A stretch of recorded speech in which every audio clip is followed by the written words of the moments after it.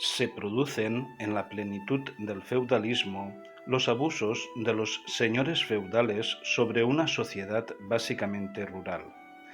Dentro de la Iglesia se producía simonía, que es la compraventa de oficios eclesiásticos, nicolaísmo, que es la poca ejemplaridad del clero, y la investidura laica, que se trata de que cargos eclesiásticos son elegidos por poderes seculares.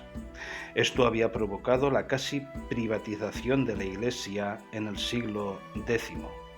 En definitiva, la Iglesia había perdido su fin espiritual y ambicionaba más bienes temporales.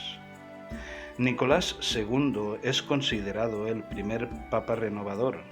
En 1059, en el Palacio de Letrán, emitía la bula In nomine Domini, donde se estableció la elección pontificia por el Colegio de Cardenales sin intervención política externa.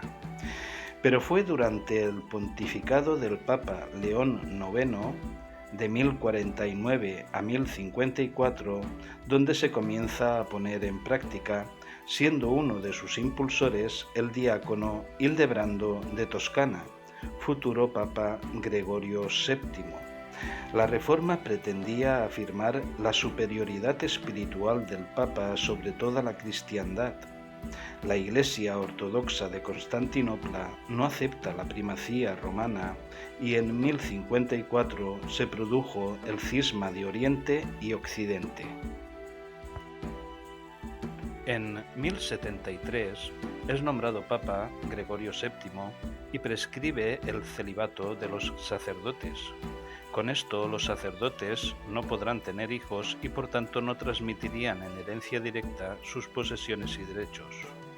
En 1075, Gregorio VII da forma a los ideales de la Reforma en la bula Dictatus Papae.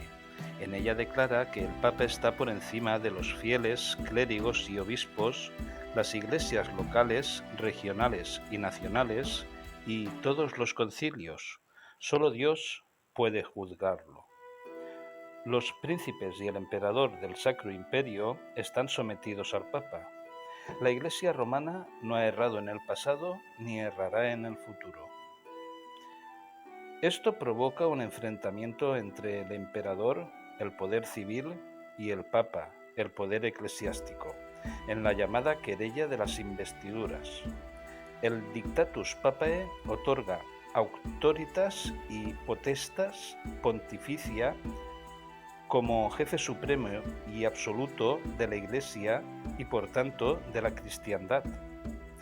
La querella de las investiduras se resuelve con el Concordato de Worms en 1122, que es un acuerdo político entre el emperador Enrique V y el Papa Calixto II. A partir de ese momento sería la Iglesia quien escogería tanto a los obispos como a los abades.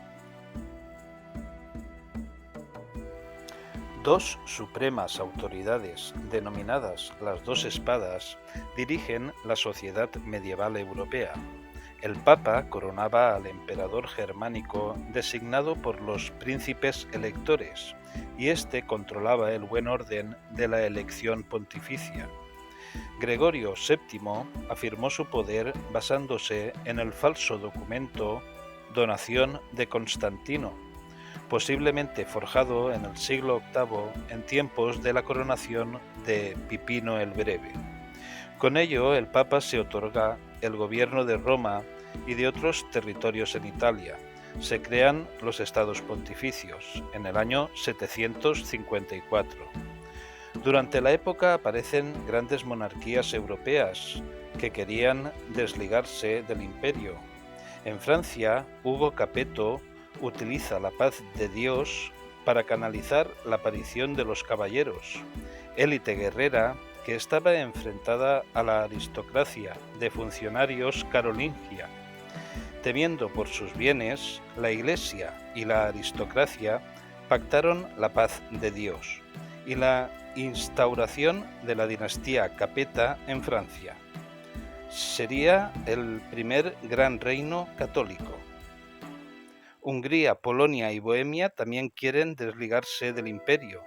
En la península ibérica, Alfonso Enríquez de Portugal quiere desligarse del rey de Castilla y Ramiro I de Aragón quiere hacer lo mismo del reino de Navarra.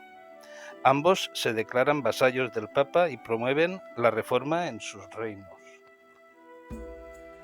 En Inglaterra, la monarquía normanda no quiere la reforma y llegan al asesinato de Tomás Becket en 1170, que era defensor de la reforma. La reforma de 1075 tiene 4 puntos principales. Buscaba establecer una clara separación entre los poderes seculares y espirituales, aunque también alejar al clero de las jurisdicciones civiles. El clero es un nuevo estamento supranacional que tiene gran capacidad de movimiento, un mayor nivel de comunicación, lo que favorece un gran intercambio de ideas. Otro punto que buscaba la reforma era formar pastores adecuados para la Iglesia con una vida ejemplar. En 1085 se crea la Orden de la Cartuja, pues la importante Orden de Cluny comenzaba a degenerar. Y en 1098 se creó la Orden de Cister, que hereda la regla de San Benito, ora et labora, y el camino iniciado por Gregorio Magno. Esta orden transformaría Europa. La Reforma también dejaba claro su irrenunciabilidad del Evangelio, lo que llevó incluso a una cruzada interna cristiana contra los albigenses o cátaros.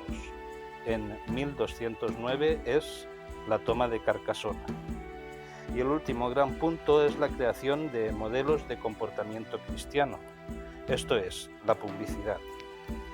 Una sola liturgia, una sola reglamentación eclesiástica y una sola doctrina. La Iglesia tiene que estandarizar el cristianismo para vendérselo a los pueblos paganos. En los monasterios se crea el sistema iconográfico cristiano generalizado en toda Europa. Se fijan los símbolos y escenas con explicaciones doctrinales, mientras que las iglesias se convierten en catecismos visuales. El románico es el primer estilo artístico generalizado en Occidente, al que seguirá el gótico. También se da un nuevo impulso a la música cristiana. El canto gregoriano, que se creó en tiempos de Gregorio Magno, llega a su madurez y sustituye a los diversos cantos litúrgicos. Nacen las escuelas polifónicas del Ars Antiqua en Notre-Dame de París. En el año 1150 se incorpora Léonin, el primero en utilizar el órgano polifónico. Ese mismo año se funda la Universidad de París. Las escuelas catedralicias se transforman en universidades, como es el caso de París o el de Palencia. De hecho, los universitarios, incluso en universidades municipales como la de Bolonia, formaban parte del clero. En los estudios superiores se divulga la obra de Aristóteles como modelo. Se desarrolla la escolástica, que es la unión del pensamiento filosófico de Aristóteles y del pensamiento teológico, para explicar las revelaciones sobrenaturales. Nace la experimentación científica y se retorna al derecho romano. Comienza un programa intensivo de copia de manuscritos en letra minúscula carolina o carolingia, que fue desarrollada como escritura estándar en Europa para que el alfabeto latino fuera fácilmente reconocido en la época de Carlomagno. El sistema de copia inventado por los benedictinos es mejorado en los talleres de Pecia de las universidades, pero son copias con menor valor artístico, aunque en mayor número y a más bajo precio.